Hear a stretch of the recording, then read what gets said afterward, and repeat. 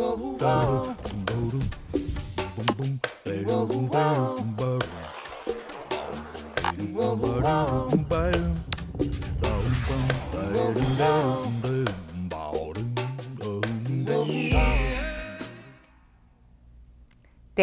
here, and this is the Ann Arbor Summer Festival Series, where we'll chat with people in the know about Ann Arbor's most anticipated festival. The main stage offers world-class performances right where we live, as well as some spectacles out at Top of the Park. And we're going to get the lowdown on the 2017 lineup with Executive and Artistic Director Amy Nesbitt and Kari Landry, Marketing and Programs Manager for the Ann Arbor Summer Festival. Welcome to the show, ladies. Thank you. Thanks for having us. It's great to have you back every year. No. We love coming to talk to you about what's coming up this summer. It's always really fun. So main stage is the ticketed series, so we'll start the show with what we can buy tickets for. So what are you, I'll ask you both, so you can both fill me in. What are you most excited about this year with the main stage? Well, I'll start and say it's the opening event we have with Diana Krall at Hill Auditorium. That's on Tuesday, June 6th. The festival's brought Diana Krall to Ann Arbor twice before, at the Power Center and then at Hill Auditorium, and it's really exciting to be part of this year's event with Miss Krall, in that this is part of a worldwide tour, and we are one of 2 Michigan dates on a 2-year worldwide tour. So we're part of that special event, and she'll have a new album that she's bringing in called Turn Up the Quiet, which will be really great to hear in the pristine acoustic venue that is Hill Auditorium. So for people who are jazz fans, this is a really great opportunity to see one of the premier talents worldwide, really, in the world of jazz. And what's a favorite for you? Well, I'm a sucker for comedy, and I have to say I grew up watching Whose Line Is It Anyway? And so Colin Mockery and Brad Sherwood are coming to the Power Center this summer. And it's comedy improv, and they bring audience members up on stage and get them involved in their skits and pull all their information and materials from audience suggestions. So no show's the same. Everything is happening right there live in the moment, and these 2 are probably just the quickest witted comedians out there today. So I'm super pumped to have them here. I agree with you, but I mean, Whose Line Is It Anyways? Everyone's seen that show at least a couple times. Oh, yeah. I know I get excited anytime I see Wayne Brady anywhere, so. Yeah, I'm excited for that. And that's just a one-night affair? Yes. Yeah. Mm-hmm. Yeah, so that's on June 24th. It's on the weekend, so if people are sort of deciding what they're going to do or need to travel, it'll be a little easier to get there. Mm-hmm. Yeah. And additionally, we have some other shows at the Power Center. So Mockery and Sherwood is at the Power Center on the 24th. On June 14, we're bringing back Pink Martini. When I was looking at the lineup, I'm like, I've definitely heard about Pink Martini before, so. Yeah, they are fantastic. They have a nickname of the Little Orchestra. There are 22 players on stage. Beautiful, beautiful, lush arrangements, amazing vocals, and they're coming to Ann Arbor. I think this is our third time presenting them. So they're coming directly from Chicago, where they'll have played with the Chicago Symphony Orchestra just before. So no one has to drive that far.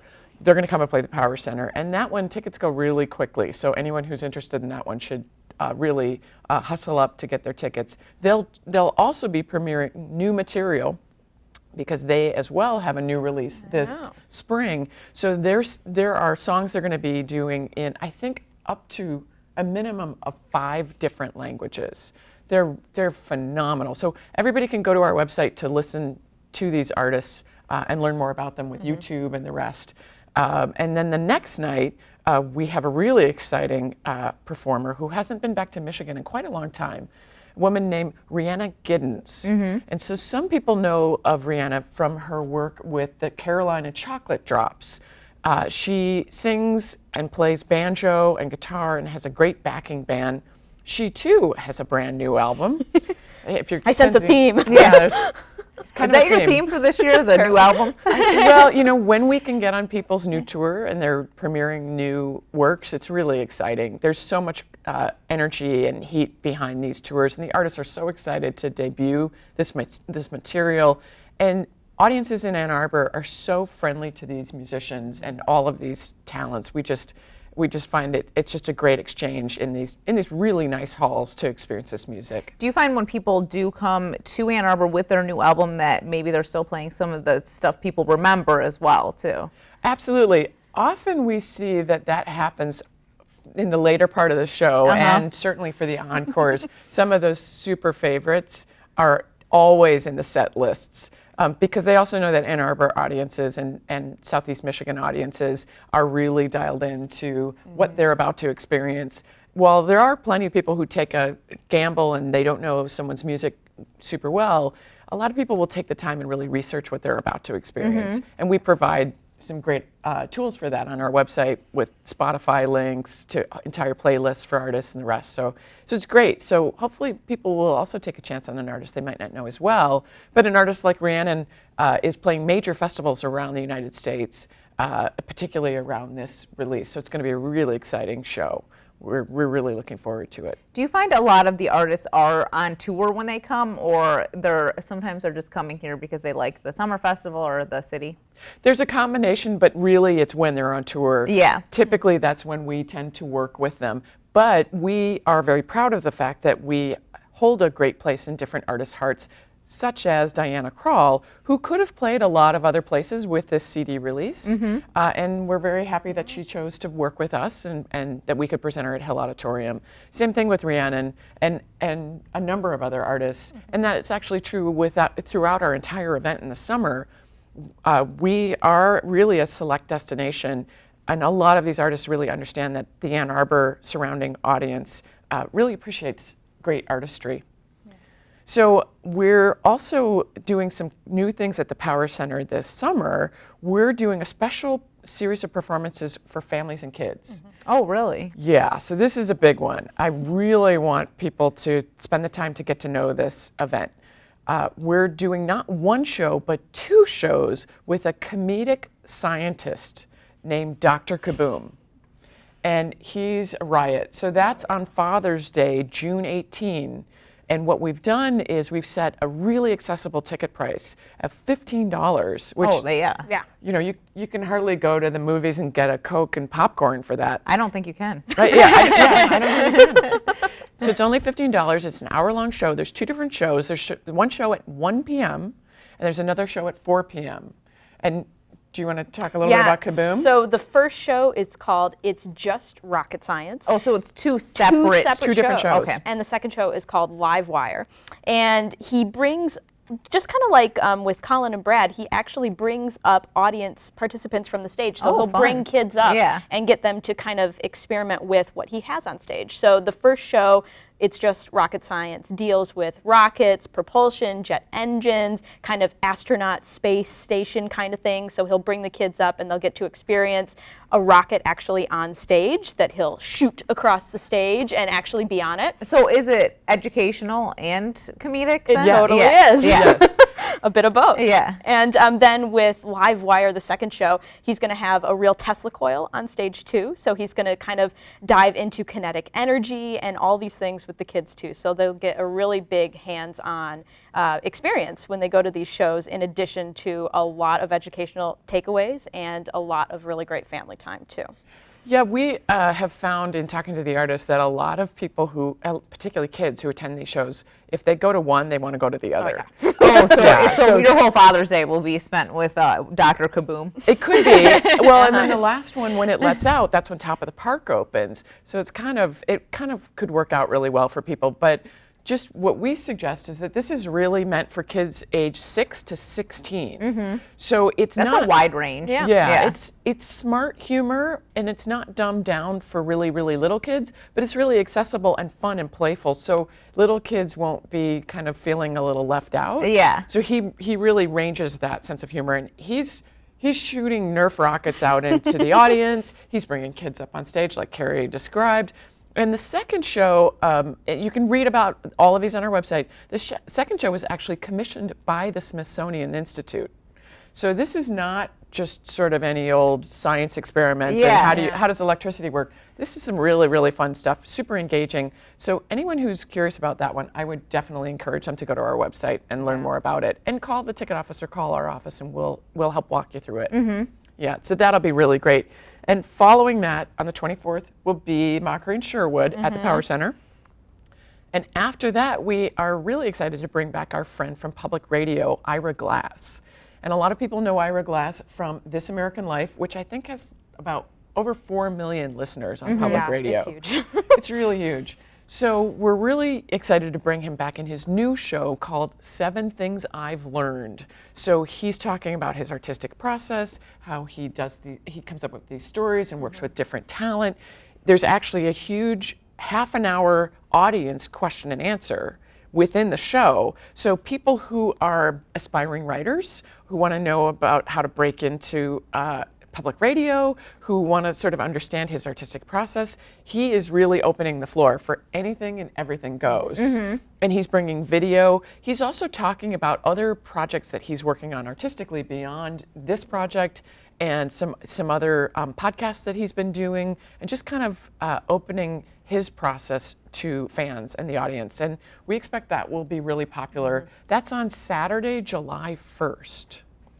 And then the final show for the main stage season this year is the ever popular Capitol Steps on Tuesday, July 4th, in honor of our... Is it always on July 4th? I feel like Always it on is. Yes, July 4th. yes. It's been, I think it's probably close to 20 years we've been Yeah. presenting the Capitol Steps on July 4th. This year there's only one show. It's at 4 o'clock. And we try to re-emphasize to everyone that there's no one that's politically safe from being made fun of in this show. And there has been so much happening in the media and Oh, I'm certainly sure in they have a politics. ton to work with right now. They have a ton, but it's Yeah. fun. And I guess that's the thing I would stress, because sometimes the political landscape can get a little heated. And for some people it can get just a little tense. This is kind of a nice way to just kind of laugh at it, and everyone gets made fun I actually of. think this is like probably the perfect year to go see them, because I agree. I feel like this year it's gotten more heated and more tense than ever, and I think that people just need to like step back from it and maybe laugh about it instead of just being upset all the time. Yeah. It's going to be really fun. Yeah. It will be. It will be. Well, so in addition to what's happening at the main stage, which are ticketed performances, we also have some really special spectacle. Before we get into those, can we talk about just the places where people can go to get tickets? Absolutely. So, great point. The best place to get information about the shows, to watch video, to see the different ticket pricing, to spend some time considering the calendar, your calendar, you can add it to your own calendar, is our website, which is a2sf.org. And there's ticket information where people can actually call our ticket office and walk through the options with our ticketing staff, as well as visit the ticket office at the Michigan League, which is on the university campus. Yep. For people who aren't aware, when you go to the Michigan League, there are no ticketing handling fees. So unlike some for-profit promoters, there's no fees if you walk in and talk to a human, and you can pick where you want to see the show on a screen. Yeah. They're super, super helpful. That's actually what I would suggest for anyone who's... And you can currently do that now. You sure can. You sure can. And before every performance, 90 minutes before every show, the ticket window at the venue is also open. So you could go and get tickets for a different show, or just walk up to get tickets for that night's performance. As long as it's not sold out, yeah. You bet. You bet. So you guys can also publish those phone numbers for the ticket office. I know right on the screen for your viewers. And we hope that if people have questions and comments that you'll check in with us. And then, so the venues are kind of the same as they always are, Hill and the Power Center? Correct. Those are the two venues we're using this year for all the ticketed shows. Okay. And then do you still have the ticket programs? We do, and the best place to get that detail is either on our website under tickets, ticket programs, or when speaking with the ticket office. So we have a couple of different programs. We have a program for students with a valid student ID to get $20 flat ticket prices, $20, one ticket per student with a valid ID. For any show? I believe that it's the majority of shows. Okay. But shows like Dr. Kaboom are only $15, so those actually don't have a student ticket price. They're just a general price. 20. Yeah. Cheaper than 20, exactly. And we also have a really great ticket program that our corporate sponsors help us fund for free tickets for social service agencies called the Good Neighbor Ticket Program. And social service agencies can apply to that via our website if they're a 501c3, and they basically say we have 20 or 40 of our residents at maybe our facility who'd like to come see the Capitol steps, and our organization works that out internally with them to arrange for free tickets so that folks who are at the VA and elsewhere can get an opportunity to experience these great shows at no cost to them, which we feel like is a really important service. And you see a lot of people utilizing this? We sure do. Definitely. Yeah. I'd say that we work with somewhere between 6 and 12 different nonprofit social service agencies here in the community. Yeah. So it's a really great way for charities to engage their membership in situations where they otherwise might not be able to see a main stage show. So those would be the big ones. And this year, for what we call kids tickets or family tickets, it's really those 2 Dr. Kaboom shows, which are $15. I know. So it's a great deal. It's a really great deal. Yeah. And then for groups of ticket buyers, we've had folks say an entire Girl Scout troop. Or someone's having a wedding and they want their whole wedding party to attend one of our shows. We have what we call group discount tickets. And there's a specific phone number on our website and at the ticket office to get more information about that. But basically it equates to 10% off those tickets. So it could be a business or a local outing. So it's a great thing to explore. All right. So you were mentioning before the tickets that the spectacles, which are top of the park acts that you can see, they're like roaming, or some of them have certain times. So let's talk about, let's see, which ones do we have this year? So we say spectacle, and it doesn't always occur on top of the park's footprint, but this year our 2 biggest spectacles do. So this year we have 2 international spectacles. One company is actually doing 2 different performances or 2 different repertoires. So the first is we're bringing in the company Born in a Taxi from Australia on Tuesday, June 13th and Wednesday, June 14th. So they're doing 2 different, basically, performances. The first one is called The Curious Game. And so that starts first thing, I think, just after 5 o'clock on Tuesday the 13th and Wednesday the 14th. They're hour-long performances, and these are free to the public. They're basically, if you can imagine, Alice in Wonderland game of chess. So there are these huge, crazy actors who are in these massive costumes on a big checkerboard out at top of the park.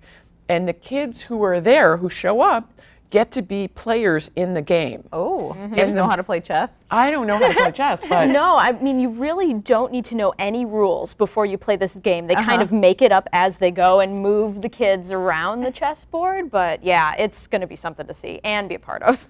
It's also basically improv and comedy. I mean, you can kind of think of it that way. We have a lot of improv this year, so we're feeling very spirited. But throughout the game, the actors begin to encourage the kids to do certain things for the game for certain prizes, but by the end of the game, it's exactly reversed. The kids kind of are telling the actors what to do. So anyone could play, and everyone's a winner. So it's a really fun game, and particularly for kids with special needs. I would encourage folks out there, kids who might have physical needs or maybe are considered on the autism spectrum. This is a really fun thing for all kids to engage in. So really, even if they're watching, maybe they're a little shy, these actors are really good at bringing kids out of their shell. So each game is an hour, and everybody's a winner. So that's on Tuesday and Wednesday. Then the actors go away. Later that night, on top of the park's campus and footprint, arrives roaming zebras. So for folks who experienced the French drummers we had a few years ago in these big crazy costumes, who will come out and roam anywhere. It's not that they're in a particular spot, and everyone could end up playing with zebras. You never know. So they'll be dancing and prancing around top of the park. They may come and sit on your blanket, have some of your popcorn. They could get on stage with the bands and become go-go dancers. We don't know, but zebras are really fun and engaging, and they'll be there starting at 8:30 on both Tuesday and Wednesday night. That's the same night as the Curious Game. The same nights, yeah. So super, super fun. You can see video of all these events on our website. But, you know, as I encourage anyone who comes to Ann Arbor Summer Festival, come with an open mind. Anything could happen. And just come with no agenda and enjoy yourself, because zebras could be joining you on your blanket. It's going to be really fun. So the second spectacle that we're bringing this year is an incredibly popular return of Australia's strange fruit, which a lot of people in the community will talk about them as the people on the poles. Yeah.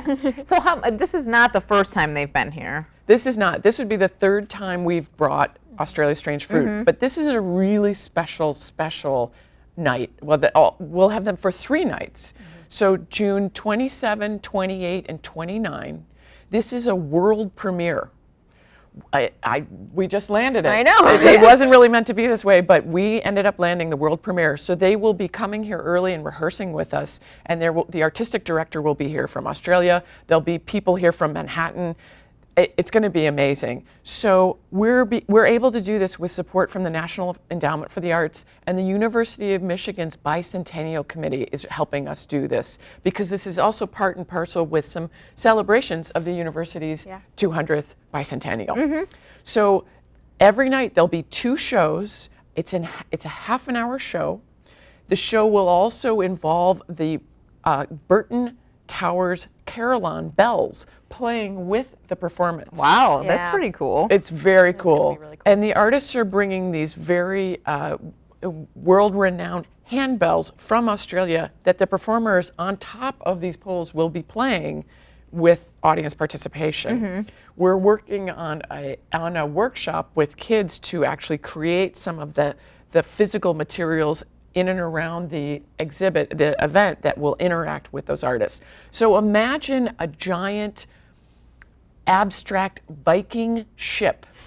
This will land in the middle of top of the park with these poles, and these performers will climb up these poles. They're amazing athletes. These performers are former gymnasts, you know, like from X Games and from the Olympics, like amazing artists and physical gymnasts. So they're going to climb up these poles, which will essentially be the tall masts of a tall ship.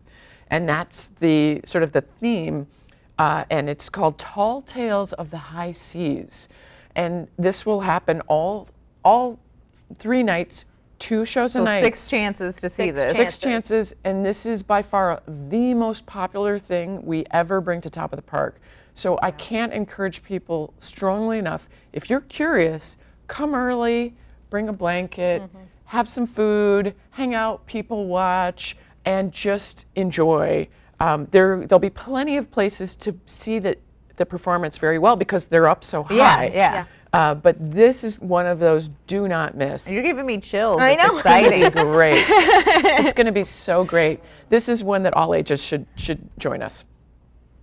And then I think you wanted to mention. Yeah, we have one more spectacle after that, and it happens all season long throughout Top of the Park, and that's our chalk artist David Zinn. So you can see the cute creations behind you there, and basically what he does is he'll go throughout the festival site, throughout the entire festival, and leave his little critters and creations on the ground, try and incorporate things that are already existing. Maybe it's a sidewalk, maybe it's a bench or something that's physically on the site, and create these really whimsical 3-dimensional drawings. And it's been really fun for people to kind of track and follow these creations throughout Top of the Park, throughout the entire festival, so you can see if you can find all of David's creations throughout the entire season. I feel like you probably couldn't. Yeah, probably not, but I'm going to try. Well, I know I've seen, when I was there myself, I've seen like crowds around him. It's really exciting to watch him work. And I do, like when he like makes something and creates it off like something that already exists, it's really cool, and you almost are like, how'd you even think of that? I know, like, it's where so did that come unexpected. from? Yeah. Yeah, he's really creative. And for people who haven't seen his work, It's one of the things that I hope that more Ann Arborites really do get a chance to see him working in our community, because he's now internationally renowned. Yeah. He now tours the world doing chalk art in places, I don't know how many countries he's been to at this point, but he is one of our own. And I think we're lucky to have him. we are. Yeah, getting out and celebrating his work here in our community feels like a really great opportunity, and I do hope that people get out to enjoy his work as it's happening. All right. Well, thank you both for coming on the show. Thank you. Thanks for having us. If you'd like to watch this and other CTN series, visit a2gov.org/watchctn. Thanks for tuning in, and remember to get outside and enjoy all that the Ann Arbor Summer Festival has to offer. Oh, wait.